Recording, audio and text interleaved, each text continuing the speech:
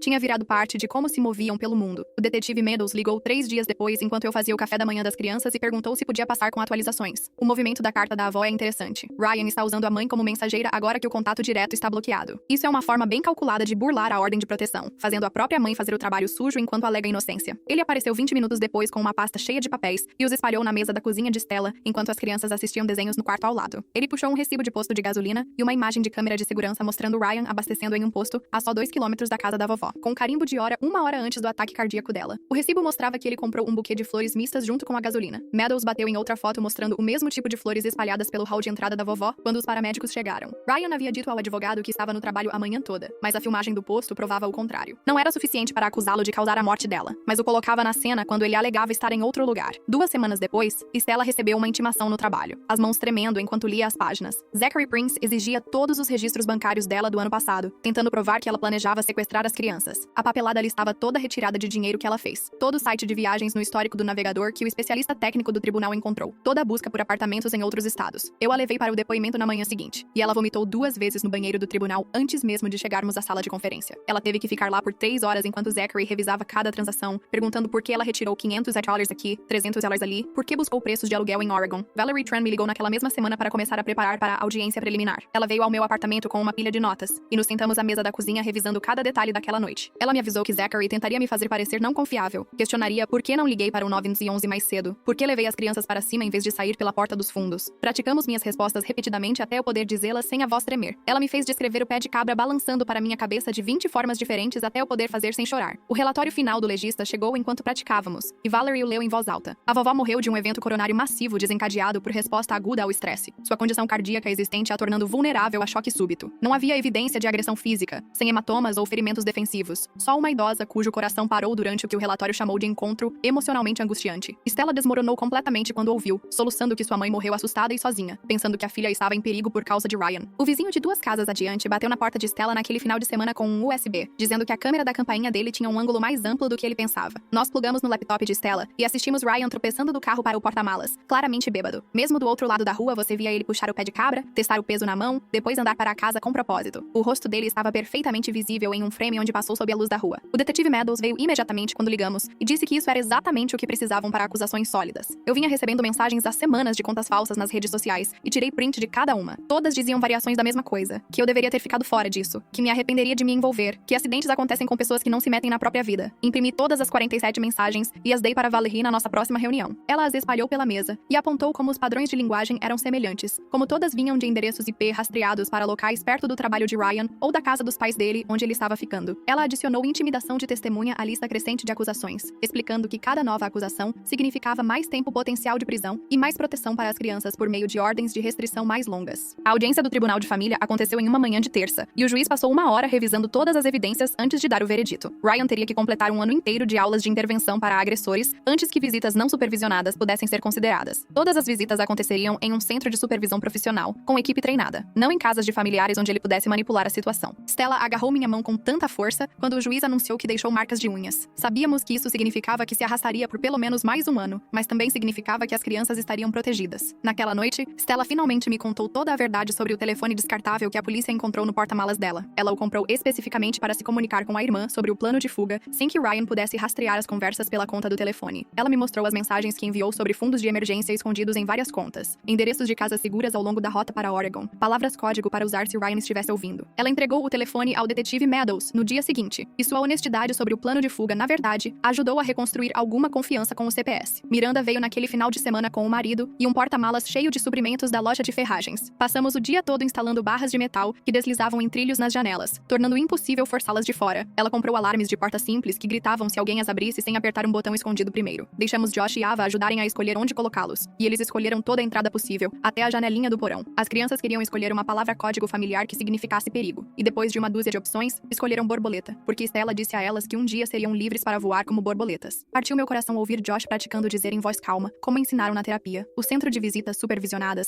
ligou 2 semanas depois para confirmar a primeira visita agendada de Ryan, e Stella passou a noite toda antes vomitando de ansiedade. Eu as levei ao centro, um prédio simples sem placas que parecia qualquer outro escritório de fora. Ryan apareceu 15 minutos atrasado, tropeçando de um Uber e claramente agitado. O supervisor o encontrou na porta e explicou as regras enquanto as crianças assistiam da sala de observação. Ryan ficava exigindo ficar sozinho com seus filhos, dizendo que o supervisor violava seus direitos como pai, ficando mais alto a cada recusa. Quando finalmente trouxeram as crianças, Josh ficou pressionado contra a parede e não fez contato visual. Ryan disse a ele para vir dar um abraço no papai, e Josh só balançou a cabeça, o corpo todo tremendo. O rosto de Ryan ficou vermelho, e ele se levantou rápido o suficiente para derrubar a cadeira, o que fez as 2 crianças recuarem. O supervisor imediatamente se posicionou entre eles e disse que a visita teria que acabar se ele não se mantivesse calmo. Ryan pegou o casaco e saiu furioso, a visita toda durando menos de 15 minutos. O supervisor documentou tudo no relatório, notando a chegada atrasada, a agitação, a incapacidade de respeitar os limites das crianças e a saída agressiva. 3 semanas depois, estávamos na sala de espera do tribunal, e minhas mãos não paravam de tremer. Valerie tinha todas as nossas evidências organizadas em pastas arrumadas, enquanto Stella checava o telefone a cada poucos segundos. O oficial de justiça nos chamou para o tribunal, e lá estava Ryan à mesa de defesa com Zachary, vestindo um terno que parecia grande demais para ele. O juiz era uma mulher mais velha com cabelo grisalho que observava tudo por cima dos óculos. Valerie se levantou e começou a tocar o vídeo da campainha. Na tela grande, você via Ryan claramente indo ao carro e pegando o pé de cabra do porta-malas. Depois veio o áudio dele gritando sobre o cachorrinho de Josh, e o rosto do juiz endurecia a cada palavra. Ela tocou minha ligação para o 911 em seguida, e ouvir minha própria voz sussurrando o endereço enquanto Ryan chutava a porta me deu dor de estômago. Valerie mostrou prints de todas as mensagens falsas do Facebook e explicou como rastrearam de volta a IPs perto do trabalho de Ryan. Zachary se levantou e disse que Ryan era só um pai desesperado que queria ver os filhos, que estávamos fazendo parecer pior do que era. O juiz olhou para ele como se tivesse dito algo estúpido. Quando foi minha vez de testemunhar, andei para a cadeira de testemunha com pernas que pareciam gelatina. Por 40 minutos, respondi perguntas sobre aquela noite, mantendo a voz firme mesmo quando Zachary sugeriu que eu estava confusa ou mentindo. Lembrei o que Valerie me disse e me ative aos fatos sem ficar brava ou chorar. Quando Zachary perguntou se talvez eu tivesse entendido mal as intenções de Ryan, apontei para a tela onde ainda se via o pé de cabra na mão dele. O juiz me perguntou diretamente se temi pela nossa segurança, e eu disse sim sem hesitar. Quando finalmente me sentei de volta, Stella agarrou minha mão e a apertou tão forte que pensei que meus dedos quebrariam. O juiz levou 20 minutos para revisar tudo, depois voltou e disse que encontrou causa provável para todas as acusações. Invasão, agressão com arma mortal, violação da ordem de proteção e intimidação de testemunha tinham evidência suficiente para ir a julgamento. O rosto de Ryan ficou vermelho vivo e ele começou a se levantar, mas Zachary o puxou de volta e sussurrou algo no ouvido dele. 2 dias depois, Valerie ligou para dizer que estava oferecendo a Ryan um acordo. 2 anos de condicional, completar o programa para agressores, manter a ordem de não contato, visita supervisionada só, e entregar quaisquer armas que tivesse. Não era tanto quanto queríamos, mas ela explicou que julgamentos são arriscados, e jurados às vezes sentem pena de pais que alegam que só queriam ver os filhos. anos. Se ele aceitasse o acordo, teríamos proteção garantida. Mas se fosse a julgamento e perdesse, ele poderia sair livre. O advogado de Ryan chamar ele de pai desesperado. Depois de ver a filmagem dele pegando um pé de cabra, é um spin de nível olímpico. Em seguida, ele dirá que as ameaças falsas no Facebook eram só pedidos de amizade agressivos. Na semana seguinte, tivemos que ir ao tribunal de família sobre a situação do porta-malas. O juiz olhou para todas as evidências de Stella empacotando para fugir e balançou a cabeça. Ela disse a Stella que planejar fugir com as crianças era errado, mesmo que ela estivesse. Mas depois olhou para as fotos do braço quebrado de Josh e os relatórios da polícia e disse que entendia por que uma mãe poderia entrar em pânico. Ela impôs restrições de viagem, então Stella tinha que dar aviso de 48 horas antes de qualquer viagem, mas não tirou a custódia. Stella começou a chorar ali no tribunal. O advogado de Ryan ligou aquela tarde para dizer que ele aceitaria o acordo. Zachary explicou que se Ryan fosse a julgamento e perdesse, poderia pegar 5 anos de prisão. O acordo significava monitoramento rigoroso, e se ele quebrasse qualquer regra uma vez que fosse, cumpriria a sentença completa. Não era perfeito, mas significava consequências reais e proteção para as crianças. Valerie protocolou a papelada no mesmo dia. Um mês depois, Tia ligou para dizer que o CPS estava mudando para verificações trimestrais em vez de visitas semanais. O plano de segurança ficaria, mas a família estava progredindo bem. As crianças iam à terapia 2 vezes por semana, e Stella seguia todos os requisitos. Josh havia começado a usar o braço direito de novo, e Ava não puxava mais os cílios. Parecia que talvez pudéssemos parar de prender a respiração o tempo todo. Eu notei mudanças em mim. Não pulava mais a cada batida de porta de carro, embora ainda checasse todas as fechaduras 3 vezes antes de dormir. Eu não conseguia sentar de costas para portas, e sempre escolhia assentos onde via as saídas. Minha terapeuta disse que essas eram respostas normais ao trauma que poderiam diminuir com o tempo ou não. Stella disse que era igual agora, sempre observando e pronta para correr, mas capaz de funcionar no dia a dia. Uma tarde, Stella perguntou se podíamos conversar em particular enquanto as crianças brincavam do lado de fora. Ela se desculpou de novo por não me contar sobre o porta-malas, explicando que achava que eu teria que reportar se soubesse, tinha medo de perder as crianças se alguém descobrisse que planejava fugir. Concordamos em ser completamente honestas uma com a outra dali em diante, e ela me adicionou em todos os formulários da escola e papéis médicos como contato de emergência. A confiança não estava 100% de volta, mas estávamos trabalhando nisso passo a passo. As visitas supervisionadas no centro aconteciam a cada 2 semanas aos sábados agora. As crianças lidavam melhor a cada vez, e aprenderam que podiam dizer não se Ryan quisesse abraços. Podiam pedir pausa se sentissem desconfortáveis. O supervisor escrevia nos relatórios que Ryan seguia as regras, mas dava para ver que ele odiava as restrições. Ele ficava perguntando quando poderia vê-lo sozinho, e o supervisor tinha que lembrar que não era mais decisão dele. Valerie me ligou na semana seguinte para atualizar sobre a conformidade de Ryan com os termos do acordo. Ela abriu o arquivo dele no computador e revisou cada requisito enquanto eu anotava no telefone. Ele aparecia em todas as sessões de intervenção para agressores nas terças à noite, assinando e ficando as 2 horas completas. A instalação enviava relatórios semanais confirmando presença e nível de participação. Ele não tentou nos contatar de jeito nenhum, nem por redes sociais ou terceiros ou nada. O monitor de GPS no tornozelo mostrava que ele ficava longe da casa, da escola e de todos os outros lugares listados na ordem. Ela me lembrou de continuar documentando tudo de qualquer forma, tirando prints de mensagens estranhas ou notando carros que pareciam o dele. Eu já tinha enchido 2 cadernos com datas e horários de coisas que pareciam normais, mas poderiam importar depois.